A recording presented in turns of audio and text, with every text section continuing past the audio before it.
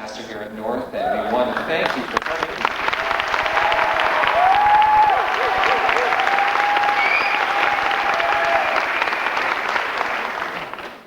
I hope my children heard that. We're so glad that you chose to worship with us here tonight. It's Saturday night at North, and as you are very well aware, we have a special program tonight. Before we proceed any further, however, I'd like to invite you to join me in prayer, that we might dedicate ourselves in the next 90 minutes to the Lord's worship. Pleased for that to occur. And so tonight, ladies and gentlemen, would you join me in welcoming Sandi?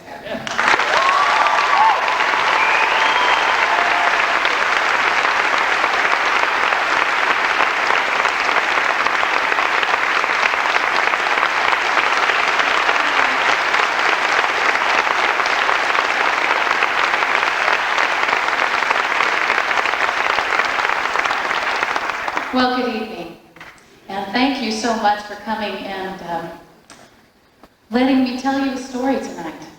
It's a story about a traveler who journeys through life because she feels called to a deeper walk. So she meets her beloved companion along the way, and it is her story that we will tell tonight. And yet, you know what? It's not just her story or my story, it's all of our story. And as you listen and as you journey with us yourself in your mind tonight, I hope that you will see your own life and your own story represented through the eyes of traveler. Now, I have to tell you that we have never done this presentation before, so you all are guinea pigs here. But I know you to be a loving and warm and accepting family. And so, keep that in mind, if you will. As you met our friend and pastor here at North, Jim Lyon, he graciously said yes. And so he is going to be bringing to life the words of companion. And then a dear friend and co-worker of mine, Matt Baugher, who also wrote so much of this story, is going to be doing some of the narrating and tying the story and weaving the little threads of the story in and out. Also, Jay Rouse, who has been my musical director for many years, sitting over there at the piano, is here as well tonight. So I hope that you will just kind of sit back and that you will relax. There may be times that you feel like clapping, or there may not be, and that is perfectly okay. There may be times that you just want to sit and listen to the story and hear God speaking to you through these words. So I invite you on this journey with us, and welcome to the Voyage.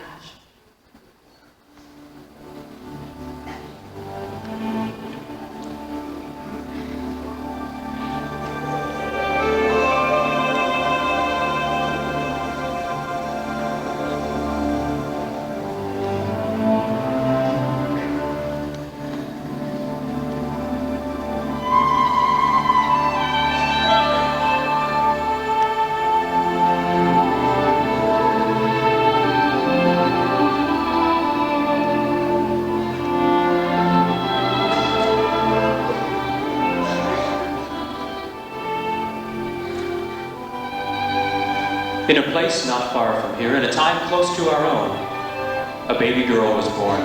She came from a long line of seekers of truth, and she was given the name Traveler. She lived and grew as little girls do, until finally it was time for her to set out on her journey. There was a party in her honor that day, and in the midst of the festivities, her father called her into his study. He reached into his desk drawer and with a great show of ceremony, pulled out an antique brass compass. It was 2 inches across and gleamed in the firelight. He informed her that this had been passed down from generation to generation, and that tradition was very important. Take good care of it, he said, for this is the way of our family, seekers of truth. She left her father's house that day and headed down a trail called Familiar. It wasn't long, though, before things seemed anything but familiar as she attempted to consult her compass and its guidance for her new adventure. One of the roads was called New Beginnings. What a nice name, she thought. Well, there was an inn on that road, the inn where she first met a very unique man. His name was Challenger, and he proceeded to tell her about his own beliefs regarding the journey, and expressing how crucial it was that she join their group and head for the City of Dreams. Traveler happened to mention her compass, and his immediate reaction was one of great anticipation. "Now you must join our group," he said. Well, Traveler had no other plans, so she left the inn that day with Challenger's group. They would walk each day and talk briefly. Through all of their traveling, though, they never took any time to really know each other, and these surface relationships seemed to be deepening the very void that they were attempting to fill. Well, one spring day, following yet another argument with Challenger, Traveler sat by the side of the road, trying to make sense out of this unexpected beginning to her journey. The group had left her behind at the suggestion of Challenger. Accusing her compass of incorrect guidance, their newest mission was finding a missing fork in the road, and she began to wonder. Is this all there is? There must be another journey. I don't want to go to the City of Dreams, and yet I'm so... Oh, there has to be another path to follow. Oh, but there is. Who's there? Who are you? I am one who has come to assure you that there is in fact another way. I am called Companion. How will I find my way? The others have already left to find the road to the City of Dreams. Oh, I too want to find my heart's desire. But I don't think I can catch up with them. You can only embark on your own journey. You are right to wonder about the direction. You cannot travel others' paths. They must find their own, and so must you. Oh, no. And I've wasted all this time wandering around with Challenger's group. Well, when will my journey begin? Oh, my dear, your journey has already begun. You chose not to follow the others just now, and in doing so, your feet found the narrow path. Look closely, traveler. Now what do you see? Well, I think my eyes are playing tricks on me. Sometimes I see a path, but then it just disappears. That's perfectly normal in the beginning. Your eyes are becoming new, but be patient. Trust them and look ahead. Look now, what do you see? The path, it seems to lead up that little hill. I can't quite... Oh, I see it. There's a very small gate. And my heart tells me that this gate leads to great things. And right now, you're wondering whether you should go through that gate. I ask you what you choose, traveler. Do you choose to follow the path your heart and your eyes see, and to go through the gate? I do want to go, companion. I am called. My heart must answer. Well, where do you come from, companion? And where are you going? I come from the home place, the place where hearts find their home, and, well, as to where I'm going... Oh, well, companion, do come with me. I was hoping you would ask. And so they went through the gate. First Traveler and then Companion, who made a point of leaving the gate open. Traveler noticed immediately. Shouldn't we close the gate? No. My father will take care of that. There's a little narrow gate at the top of a hill, and it beckons my heart to enter in and do my Father's will, my Father's will.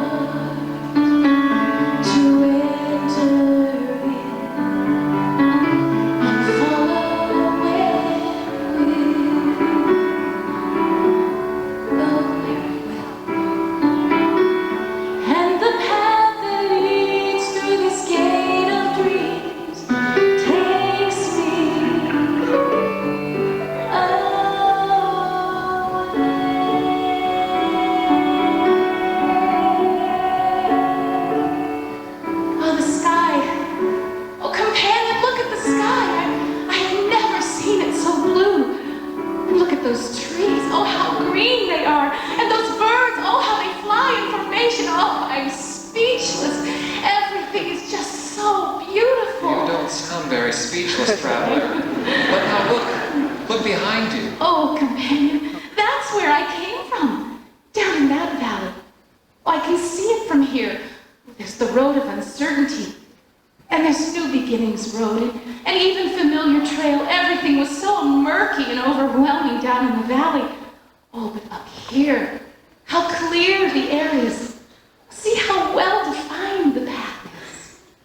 No matter how many times Companion had seen it, there was nothing quite like the feeling he had when someone got their first taste of Long Look Mountain, seeing all of life's abundant joys so clearly. He watched and listened in satisfaction as Traveler saw and named all these things and more. He only spoke to answer her unspoken question. Traveler, this is not the end, but it is only the beginning. You must leave this mountain and continue your journey. And once you leave, the things you see now and the feelings you feel now will begin to grow dim. Unless you make a conscious choice to remember them, think on these things daily, traveler. They will help you in the times to come. Oh, companion, how could I forget something this clear? Well, even if I do, even if I get lost, I still have my compass. It never occurred to Traveler why her compass hadn't led her to Long Look Mountain.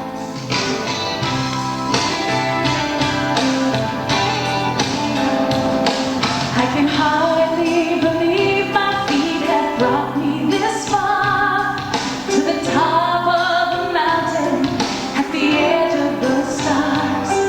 And I know there's a reason you have shown me this place, to see with new vision the journey I face. Of a river that reaches through the distance below, walking through choices and the way I must go.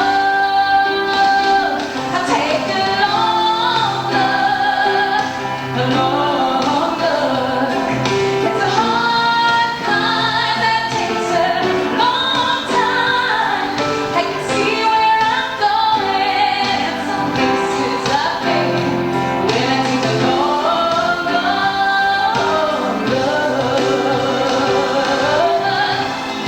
take a long look, long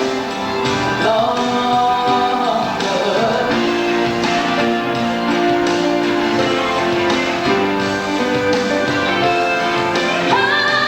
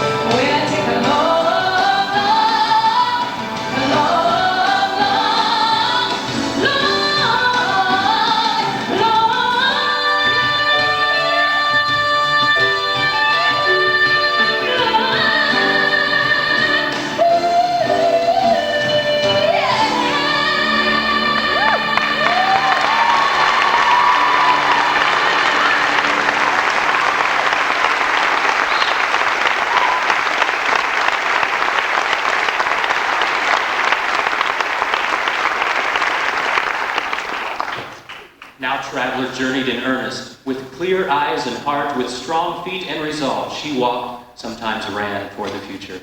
Days passed, some tougher than others, but still she followed the narrow path. It was seemingly always there. She was feeling good about the direction of her life. That feeling continued for many days, but soon new thoughts began creeping into Traveler's mind, and suddenly the narrow path, well, it was hard to see. She began asking questions and analyzing her progress. Where was Companion anyway? She checked her compass, but it didn't seem to be working properly. Finally, seeing Companion behind her, she quietly expressed her irritation at his inability to keep up with her pace. She decided to take the road of good intentions. Yes, just ahead. He would need to follow her lead. She even found some fresh berries and ate her fill. A stream for drinking water was also present, and if she squinted her eyes just right, she could see other pilgrims up ahead. She ran toward them, faster, faster. She ran for a long time, but the terrain did not change. Exhausted, she looked below her. She was running in place. Furthermore, a stomachache had replaced the initial satisfaction of the berries, and she felt she was losing control. Now, what was she supposed to remember? Her thoughts were unclear. Her head hurt, her stomach hurt, her feet hurt, but most of all, her heart hurt. She was alone and desperately needed someone to talk to. Oh, companion. Dear companion, please. Please come back. I am here. Well, why did you leave me? I mean, I'm sick. And I'm lost. Where have you been? Traveler, calm yourself. I did not leave you. I have been where I always am. Listen carefully. The pace of your journey is as important as its direction. You must walk with me, for I know the pace that is best for you. I will never leave you. But you must stay close to me, traveler. I am your companion. I know you have questions that overwhelm you, but no question you can ask, and nothing you say will ever make me leave. Traveler, look into my eyes and know that I love you. I am with you in ways you cannot know. In the sun, in the wind, in the stars, everywhere.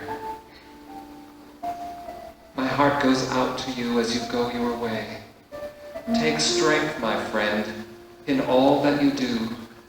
I pray that God will keep you in loving care and all the stars shine down on you. May the road in the distance always rise to meet you, and the sun charge the evening to keep her eye on you, and in the night, when birds mourn a lonesome cry, I'll send this song of hope to you. Let all the stars shine out for you, traveler. May the wind through the trees whisper words of peace to you, and the arms of the forest hold you in a safe embrace. Let all the stars shine their light on you, traveler.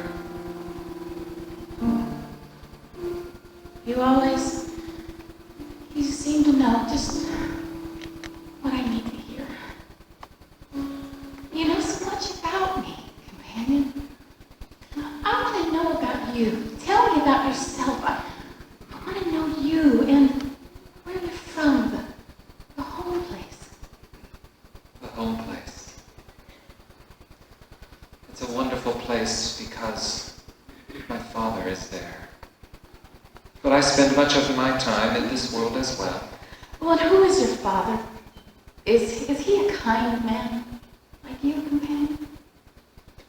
My father and I are, to be sure, very much alike indeed. In fact, some say, if you've seen me, you've seen my father. It is he who sent me to you, and it is he who heard your heart's cry. And the home place, what is that like? The home place has always been.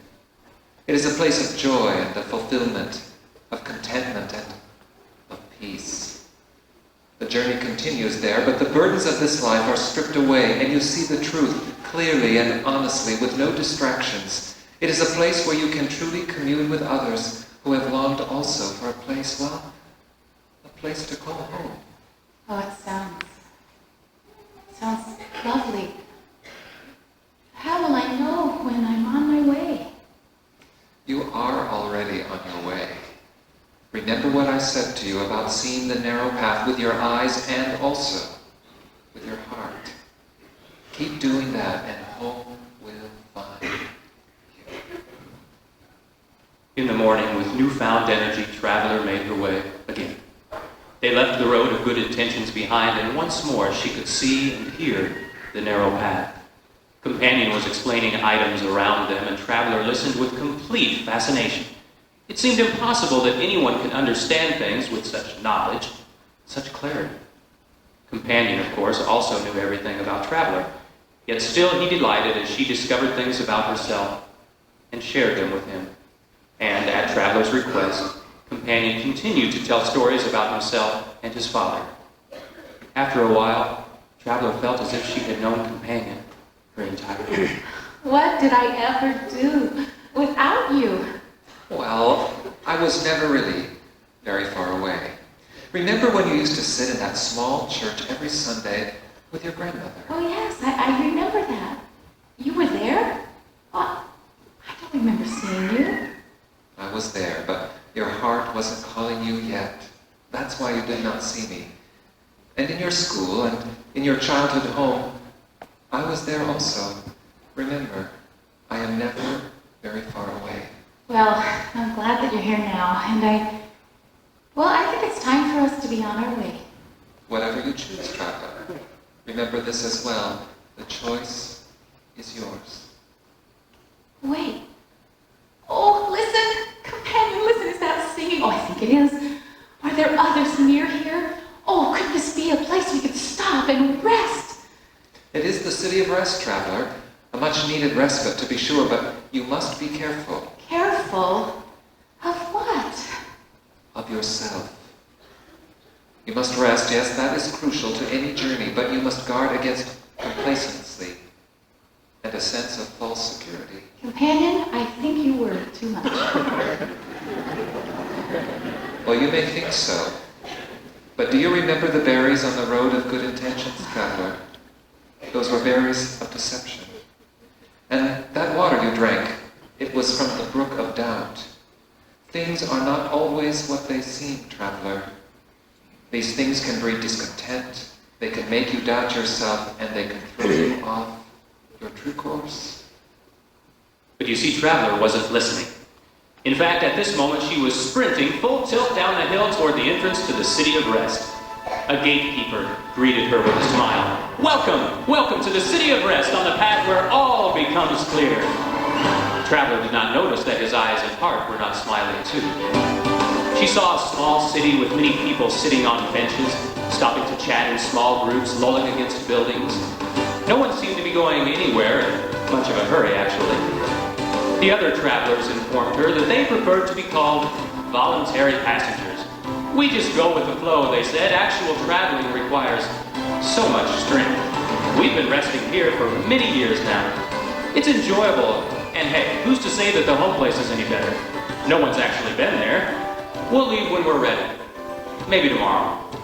Well, the man gave Traveler a coat, so she looked just like all the others, and showed her around the city, the spa of respite, the Bide-a-Bit Inn, and finally the Statue of Recuperation, where yet another party was occurring. Traveler began to wonder if these people weren't right in their desire to stop searching for the home place. It's so peaceful here. But suddenly she tripped and almost fell to the ground, sending her mind instantly back to the narrow path. Where was it now? That little stumble had brought Traveler to her senses. In many ways, it seemed as if she had just reached the city, yet she realized that it had perhaps been days since her last contact with Companion. Traveler wanted to run away. But where? The fear came from deep inside her. Mysterious clouds came into view, and there was an eerie sense of quiet in the air. Not a normal quiet, but the quiet that a sea captain might feel when he senses a hurricane on approach. She knew she hadn't left the narrow path. It had to be here somewhere. To her left, a stream that inched ever so slowly turned into a waterfall and hit with fierce persistence on the lake below. But there was no sound. Companion, I'm scared. Oh, what is this place? We are approaching the forest of fears, dear one. I know you're afraid, and if you have ever trusted me, you must trust me now. You are much closer to the home place than you realize, but you must go through the forest of fears. You must face what you fear most, yourself. I cannot face it for you, but I can face it with you. Well, Traveler knew the choice she must make. She knew that if she did not go on, she would never be content. She could no more go back now that she'd had a glimpse of Longbrook Mountain, now that she'd felt Companion's love. then a butterfly can go back into its cocoon and become a caterpillar once more. It's just not possible. She called out to Companion to take her hand, and together they approached the forest. She felt paralyzed. She felt rooted into the ground. Companion helped her take step after step until she developed her confidence. She walked past the lake and approached the forest. She took one last look into the comfort of his eyes and stepped purposefully into the very heart of the forest. She could just make out the shadows of trees through the heavy mist. Everything was familiar to her in a vague sort of way. It was as if her whole life had passed before her eyes right there in the forest. The trouble was, it wasn't her whole life, just the bad parts, the painful memories. And as out of the mist, she heard Companion whisper, You've survived the painful events of your past, traveler. You will survive the memory of them. Hold on, traveler, do not let go. And so, she faced them. Her fears. Her fear of being unliked. Her fear of not doing the right thing, and others, one by one.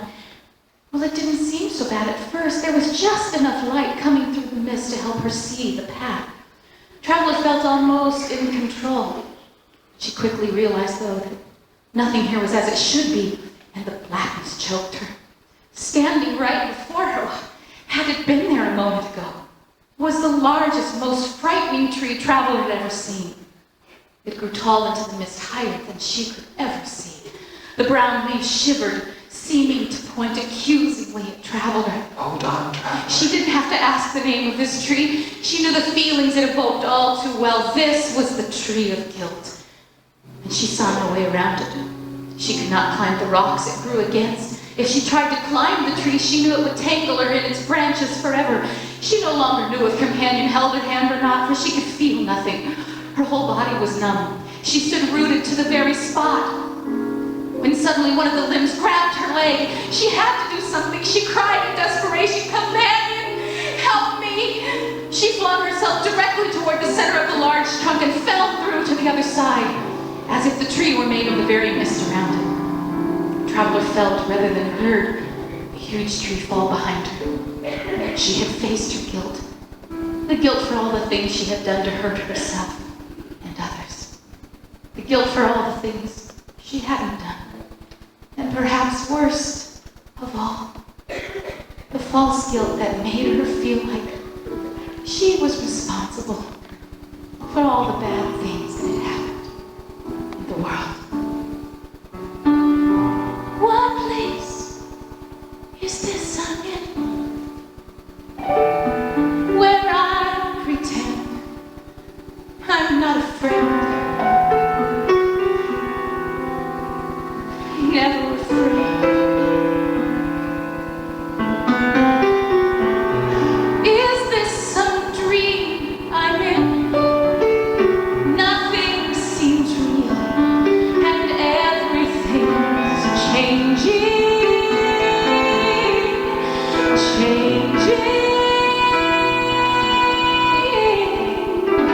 I'm alone in this towering wood so deep, and the shadows of my life are all I can see. For the first time, I've come face to face with myself.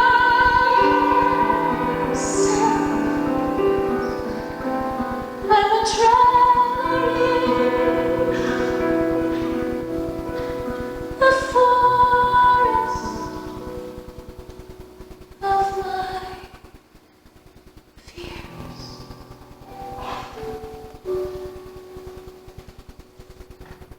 As she sat up, she realized it was gone. But her other fears were still there.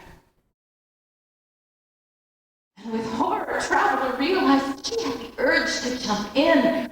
She instinctively knew that this was the pit of temptation. Do not let go. Without warning, the rocks underneath her feet shifted up, and she began to slide. Traveler grabbed for a rock, trying to hold herself back, fingers bleeding. She thought if she could only hold on, the pit would close. Images of times past swept over her. Screams, tears, disappointments, tragedies, lost love. She realized that in her whole life, she'd never been able to hold on by herself. Somehow, she'd always let go. With her feet about to slide into the abyss, Traveler remembered Companion's words. I cannot face it for you, but I can face it with you. Wanting to believe these words with all her soul and longing for them to be true, Traveler released her own grip. Just before she plunged, she reached out with her heart, not with her hands, and she clung not to the rocky ground, but to the very words of Companion. Abruptly, she stopped her downward slide, and just as abruptly, the pit shuddered and it closed. Traveler had found the secret of avoiding the pit. It was not her own strength of will, but her humble affirmation of faith and trust. And Traveler wept tears of joy until she collapsed and slept. When Traveler awoke, she looked down at herself, amazed at the array of scrapes, scratches, bruises, and blisters. She was a mess, and she did not yet know that she was no longer in the Forest of Fears. Oh, Companion, oh, what has happened to me? I look like I've been in a battle. Little one, you have indeed been in a battle. You had the courage to face the most terrifying part of your journey. I am so proud of you, Traveler. You are a brave one. But now, look around you. And she did. And Traveler saw that they were sitting in a field of grass on the top of a little hill beside the path. Looking ahead, she could see a beautiful valley, so alive with color and beauty, and yet so understated in its simplicity. It reminded her a bit of Long Look Mountain. And looking even farther ahead, to the other side of the valley, Traveler saw another mountain. And light came from the very top. Could it be that there was a city up there? Oh, Companion, everything. It looks so new, so alive. Tell me about this place. You have walked through the Forest of Fears, Traveler. You faced the pain that is inside of yourself. You willed yourself to look straight into the face of your fear. I think I've been trying to find my way, my own way, with my compass, even when you've been here to guide me all along. Companion, take my will, make it yours. I accept your compass, Traveler.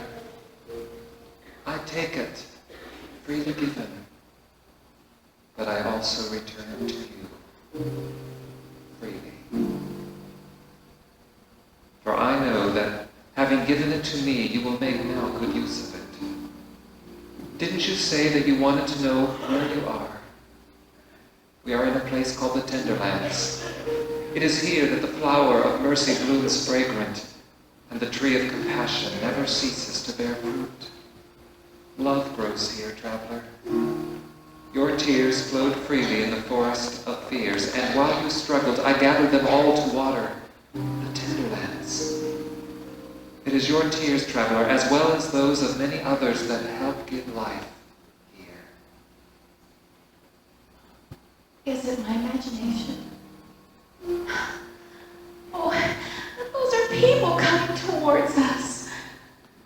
Traveler's question reflected her excitement, but then, remembering her tattered clothes and her bruised body, she became quite self-conscious. It didn't seem to matter how worn she looked to Companion, but what would these people think of her? She quite expected these newfound pilgrims to reject her once they got a good look at her wounds. She was more than a little surprised when they not only didn't turn away, but greeted her and offered bandages, soothing balms, new clothes, food, drink, everything that Traveler most needed. It was as if these new, unexpected friends had been anticipating her arrival, and at companion's prompting, Traveler was able to tenderly receive the gifts of mercy now being lavished upon her. Within my soul, the lands I see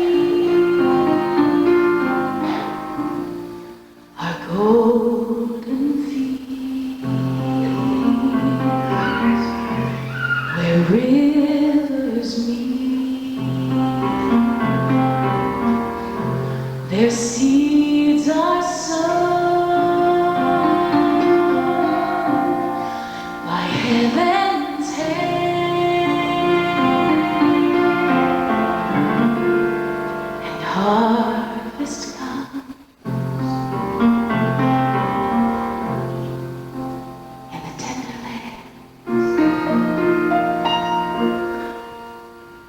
Mercy lay down, hold me within your arms, rock me sweetly,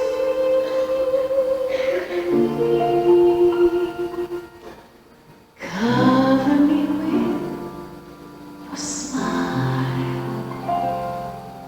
and love will grow, and baby won't cry, and mama won't weep in the tender land, and love is grown, and baby don't cry, and mama won't weep in the tender land.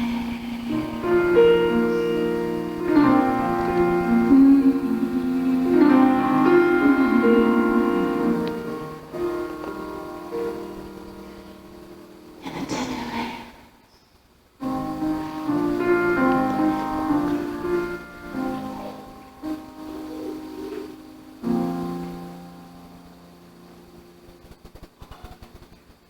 You have learned some important lessons here with these fellow travelers.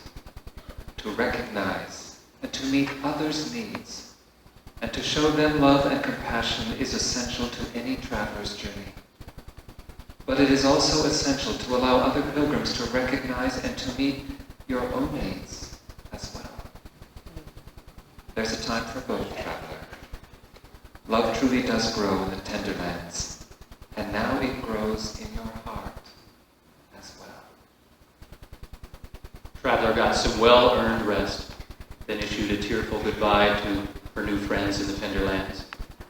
Following the path out of the valley, they walked in silence for some time. Perhaps Traveler was instinctively gathering her resources for the last climb ahead. And again, the terrain began to change around her. There were sharp rocks by the side of the path. The vegetation was sparse, and the air hummed with the relentless buzz of small insects. The mountain now in front of them cast a huge shadow over their path, chilling the air.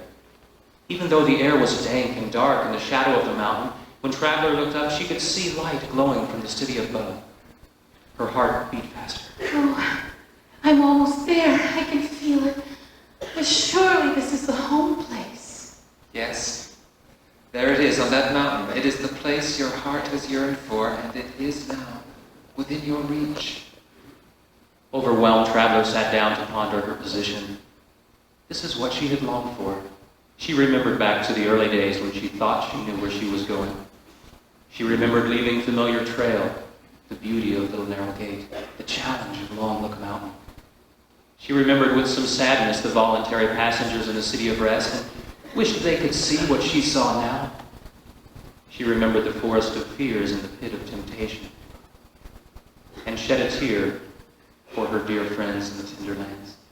Yes, here she was finally, all of her experiences having brought her to the very foot of the home place. It is so good, dear traveler, that you remember these things. Your tender heart will serve you well, but only if you combine it with guidance from the home place. From now on, always keep your ears open to its leading, your eyes open to its vision, and your arms and legs willing to do its bidding. At this moment, you are still not at the home place. You have traveled well, but like each and every pilgrim, you must use your newfound strength to traverse the last great mountain. No two mountains are alike, and yours has not been climbed by any other pilgrim. Rely on your heart to guide you, traveler. And when you are so tired that you feel you have reached the end and cannot go on, remember this moment. Remember this moment that we sat together in peace. Was this the only way? Could it be that the path appeared to proceed straight up? Trees actually grew out of the perpendicular rock, making it appear as if the land around them had been turned on its side. The traveler began up the cliff. Step after step and grip after grip she ascended. Was companion with her as he said he would be. She took strength from the thought that he was near, even though she could neither see nor hear him.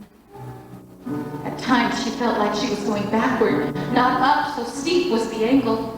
Her muscles screamed for release. She began to doubt herself. An incessant wind seemed intent on keeping her from reaching the pinnacle. Only halfway up the mountain at this point, traveler saw no way her endurance would last. She saw no place to rest, and her grip was slipping.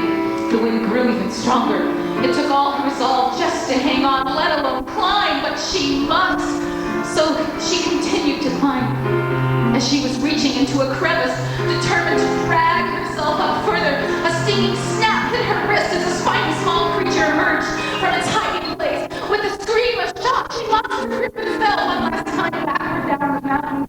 Her body battered on the jagged rocks over and over again until at last she landed 50 feet below. Spinning in incredible pain, fear, and surprise, traveler just lay there. She tried to open her eyes, but the fear of what she might see kept her shut. Why, companion?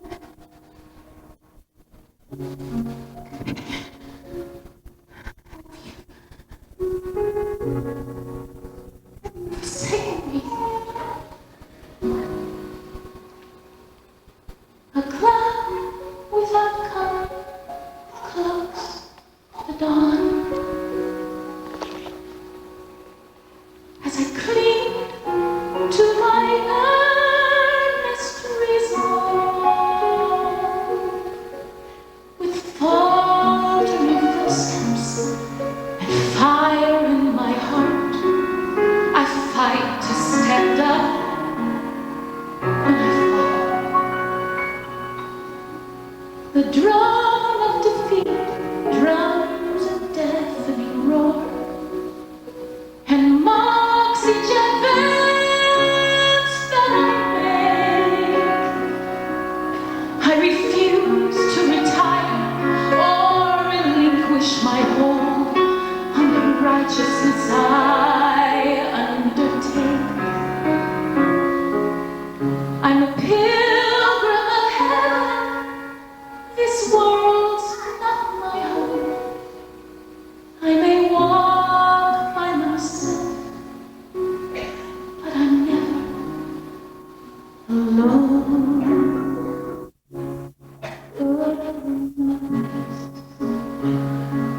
To lay my head like my own came before. Though the birds have their nest, I have nowhere to stand. There is no place, no place to lay my head like my own. Though the birds have their nest, I have no place to rest, and there is no place to lay my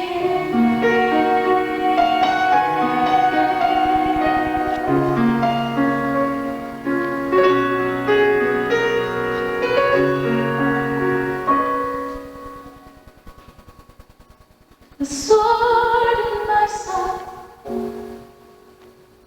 The surrender of pride is the sword in my side. And surrender the nails in my hands. Down my own way of sorrows, I carry my cross on a journey that's just as He planned, bearing scars of my masters, my heart's near His own. I may die by myself, but I'm never alone. No place to lay my head like my Lord, who came before the words exist. I have nowhere to rest, and there is no place. There's no place to lay my head like my Lord.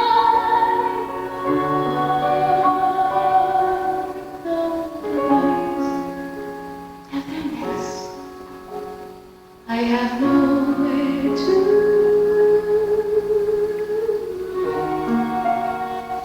rest, and there is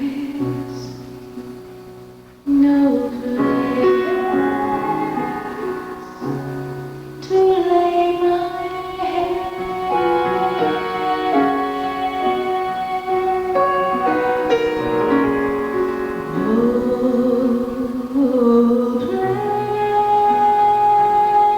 No place to lay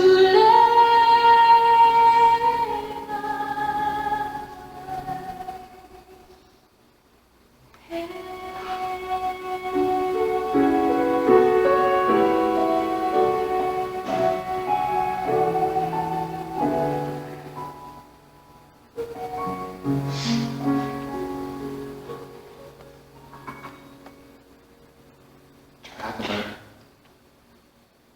traveler, open your eyes, my dear one. And open them she did to the most amazing sight of her long journey. Where she had fallen, a path had been carved out of the rock, and beside it was another path, carved even more deeply than the other. How can this be? I seem to have made a path by falling. But where did the other path come from? I don't understand, companion. You told me that no one had climbed this particular mountain before. No other pilgrim has climbed it, but I have. The realization hit Traveler with great power. He had actually gone before her on her own last great mountain. He had experienced everything that she had, the same pain and suffering, the frequent wondering, the tears, the pit of temptation. Traveler finally saw that this was a relationship that knew no bounds of time, place, or circumstance. He was a tower of strength, a giver of life, her companion. Oh, what was it that I was supposed to remember? Oh yes. When I'm so tired and I feel that I cannot go on, remember the time when we sat in peace. And as she remembered, she found strength to go on. She arose, placed her hand on the new path, and began to climb. The ascent went quickly. Steps appeared whenever she needed them. Soon she reached the summit, and with one last pull, she found herself once again kneeling at the feet of companion.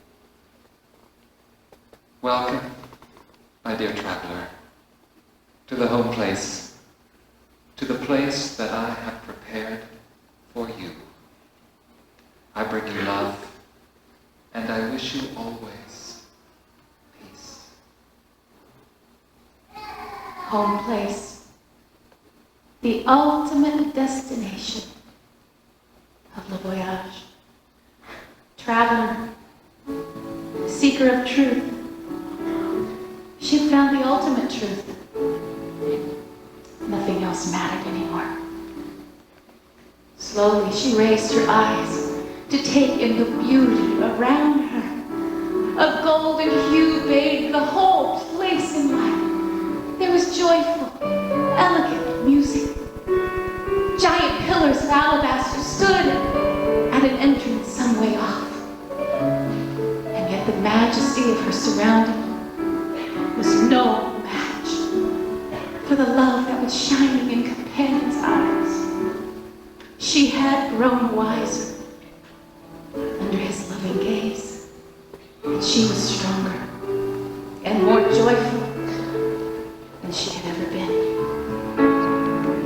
She reached out, took his hand, and together they walked the new path, now alive with its color and beauty, coming again once again upon the little narrow gate, its doors still resting open on its hinges, but this time leading directly to the home place and to new life. With one last breath and a gentle nod of affirmation from Companion, she walked through. Behind her, an unseen hand closed the gate. As they came closer to the pillars at the main entrance, Traveler could finally read the words mounted on the sign above them. It read simply, Vive le voyage. The journey lives on. We are all travelers in one way or another. Travelers in a land called simply life. But the adventure of this kind of journey comes not just from the ultimate end, but from the traveling itself, from the pilgrimage, from the voyage. None of us knows where our journey will lead. None of us really knows when it will end. And we really don't know what the home place looks like, but all we know, all we need to know, is that we have a loving and faithful companion who will walk with us and guide us. Because you see, home place truly does exist.